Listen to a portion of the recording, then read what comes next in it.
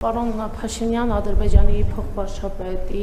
այսի շուրջ 3 տեղեկություններ շրջանառվեցին, որ նա եկել է այստեղ նաև ադրբեջանցիների վերադարձի հարցի շուրջ բանակցելու համար։ Խնդրում եմ հրապարակավ հերքել կամ հակառակը հաստատել այդ շրջանառվող տեղեկությունները։ Եվ երկրորդ հարցը, պարոն Փաշինյան, քաղաքացիների հանդիպումների շրջանակում տեսնում ենք, որ դուք բազմաթիվ երեխաների հետ եք նաև հանդիպում։ Սա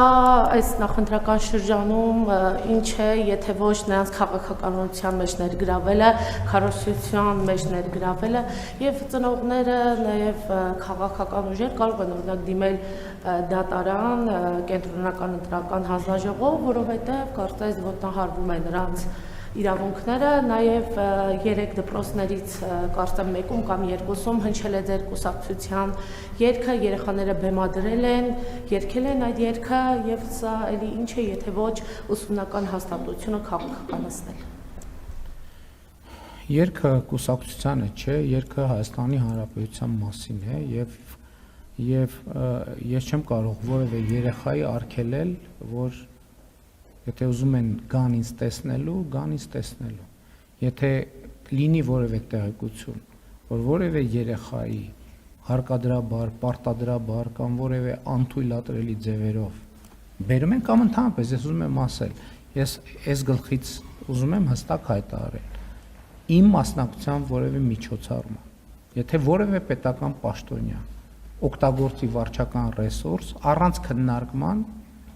ես այդ պաշտոնյային աշխատանքից հեռացնելու եմ։ Եթե որևէ պետական պաշտոնյա